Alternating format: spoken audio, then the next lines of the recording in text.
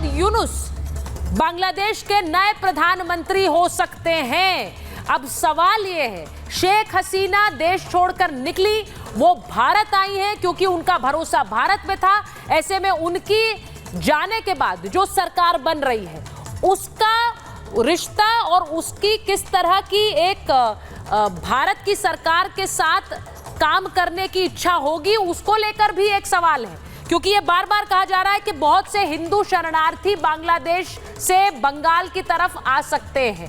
ऐसे में उनके साथ सहयोग करके काम करना भी जरूरी होगा मेजर तूर, लेकिन क्या वो संभव होगा? क्योंकि शेख हसीना तो भारत के साथ और मैत्री के साथ काम कर रही थी, लेकिन ये जो नई इलेक्टेड गवर्नमेंट होगी इसका क्या होगा?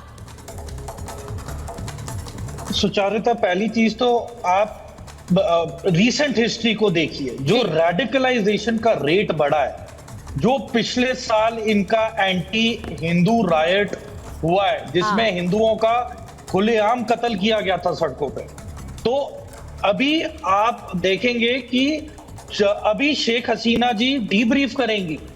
She will also have a word with Jaishankar sir, she will also have a word with RPM. तब असली बात पता लगेगी कि जनरल वकार जमान का माइंडसेट क्या है। Whether the Bangladesh army is actually going to take over as the real player and going to place the puppet, that is doctor Mohammad Yunus who is a economist.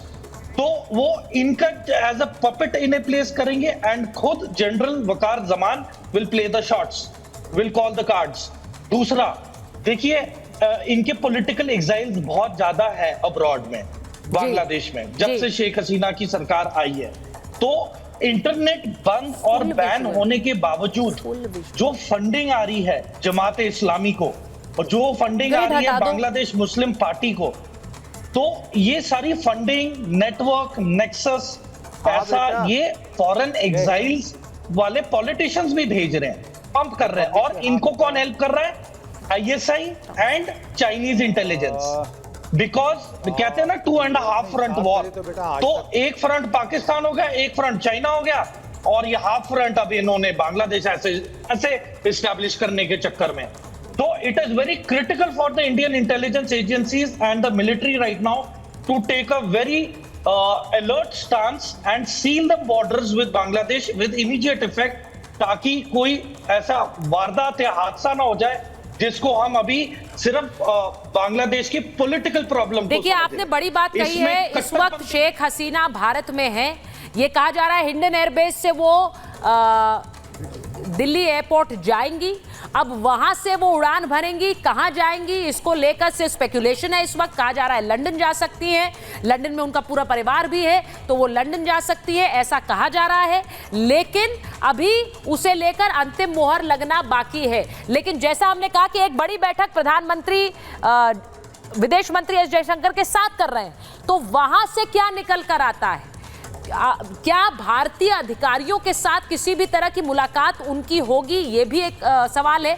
और अगर ये होगा, मैं एक बार कर्नल नैन आपसे पूछ लूं, जरा बताइए, आपको लग रहा है कि शेख हसीना भारत में है और वो यहाँ रुककर उसके बाद कहीं जाएंगी, यानी लंदन जाने की बात कही जा रही है, क्या भारतीय अधिकारियों से किसी तरह की बातचीत यहाँ संभव आपको लगती है? मेरा मानना है कि इस टाइम पे ऐसी कोई कोई पहले से कोई प्री डिसाइडेड ऐसा कुछ भी नहीं है। नहीं सर, वो तो इस तरह से हुआ है कि प्री डिसाइडेड हो भी नहीं सकता। एमबीए के जो अपने एक्चुअल अफेयर मिनिस्टर है जयशंकर जी, वो उनसे मुलाकात कर लें। हाँ। और लेकिन हमें यह भी देखना होगा, जिस प्रकार से न्यूज आ रही है कि काफी मात्रा में हिंदू जो है वहां से अब प्लान करने की कोशिश कर रहे हैं। मैं आपको बता दूं, आज दोपहर से हमारे बीएसएफ के जो चीफ हैं वो पूरे क्या नाम है बांग्लादेश के बॉर्डर के ऊपर पूरा अपने सर्वे करने में लगे हुए हैं। इंडियन डिफेंस फोर्सेस भी अपनी तैयारी कर रही हैं। लेकिन जो नई सरकार है, जैसे कि जो सेना अध्यक्ष हैं जिन्होंने कहा कि अब कंट्रोल हमारे पास है, लोग हम पर भरोसा करें, हम किसी के साथ अन्याय नहीं करेंगे, हम स्टूडेंट्स की बात मान लेंगे, ये कहीं नहीं दिखा रहा कहीं नहीं दिखा रहा कि वो सेना रूल की तरफ से सेना रूल नहीं लगाएंगे। वो यही दिखा रहा है कि उसको मौका मिला है और वो बैठेगा, क्योंकि अगर उसको एंट्रीम सरकार बनानी ही होती तो जो सरकार, चलो शेख हसीना को आपने हटा दिया प्रधानमंत्री या राष्ट्रपति के पद से, लेकिन जो उनके बाकी लोग हैं जो इलेक्शन से लड़के आए हैं, तो क्या उनमें से आपको कोई भी लोग ऐसे नहीं मिले जिनको बांग्लादेश के अंदर लोग थोड़ा बहुत ठीक मानते और आप एक एंट्रीम सरकार उनके साथ मिलकर बना देते? ये बहुत इंपॉर्टेंट है। बात क्लियर है कि वहां पे ये सर इसलिए इंपॉर्टेंट है, मैं जीडी बख्शी सर अगर मुझे सुन पा रहे हैं, मैंने इसी बात का जिक्र थोड़ी देर पहले किया था कि अगर शेख हसीना नहीं तो क्या उनकी सरकार में कोई भी ऐसा व्यक्ति नहीं था जिसे आगे किया जा सके? क्या मंशा यही थी कि उन्हें एक तरह से इस्तीफा दिलवाकर देश से बाहर किया जाए और जो बाकी दल है उनकी एक सरकार बनाई जाए, या फिर एक मिलिट्री कू रहे? ये क्या मंशा थी जीडी बख्शी सर? सॉरी, एक मिनट, सॉरी, आप क्या कह रही थी? Can you repeat the question please? GD Bakshi sir, Sheikh Hasina के अलावा उनके मंत्रिमंडल का कोई भी चेहरा वहां पर आगे किया जा सकता था इस सिचुएशन को थोड़ा सा, जिसमें जो आग लगी है बांग्लादेश में उसको थोड़ा बुझाने के लिए, लेकिन ऐसा ना करके उन्हें हटाकर नई सरकार लाने की एक तस्वीर बनाकर और मिलिट्री कू की भी ये बार बार कहा जा रहा था कि शायद सत्ता सेना ही संभाल ले। क्या ये आपको लग रहा है कि एक पहले से सोच समझकर किया गया कदम था कि इन्हें हटाओ किसी भी तरह? देखिए, नॉर्मली पाकिस्तान की आर्मी भी ये सबक सीख चुकी है कि डायरेक्टली कू करके चार्ज ले लेना, चार्ज पकड़ लेना इंटरनेशनली उनके बहुत खिलाफ जाता है, और इसलिए नॉर्मली वो एक इकोनॉमिस्ट को मुखौटा चुन के आगे कर देते थे। इन्होंने भी यूनिस को मुखौटा चुन के आगे किया है। असली ताकत तो पीछे सेना के हाथ में ही रहेगी। ठीक है, सेना में भी इन्फिल्ट्रेशन हो गई लगती है। आप ही ने अभी फोटोज दिखाई थी जिसमें वर्दी में बांग्लादेश की सेना के जवान वो घुस के वैंडलाइजेशन कर रहे थे प्राइम मिनिस्टर हाउस में, और उनकी तस्वीरें उठा के फेंक रहे थे हसीना वाजेद की। बिल्कुल फिल्ट्रेशन हुई है जमायते इस्लामी की। देखिए, बांग्लादेश में शुरू से पोलराइजेशन रही है मुक्ति जोधास और जो इस्लामिस्ट पार्टीज के बीच में, और ये चरम सीमा पे पहुंच गई है। जैसे मैं फिर बता रहा हूं, हसीना वाजेद ने खुद वार्निंग दी थी, ये बताया था कि मेरे पे बहुत दबाव है फॉरेन पावर्स का कि मैं एक आइलैंड बेस में दूं, मैं चीन को आने दूं, मैं चीन को तीस्ता प्रोजेक्ट दूं। तो लगता है कई सारी एजेंसीज ने मिलकर, जिसमें वेस्टर्न एजेंसीज शामिल हैं, जो दबाव डाल रही हैं। आसिम मुनीर साहब जब गए थे अमेरिका तो विक्टोरिया न्यूलैंड से मिले थे।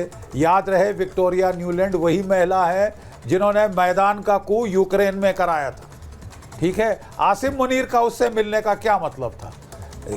कुछ दाल में काला है, इतना सीधा सिंपल स्ट्रेट फॉरवर्ड नहीं है कि मिसरूल हो रहा था तो उनको हटा दिया गया।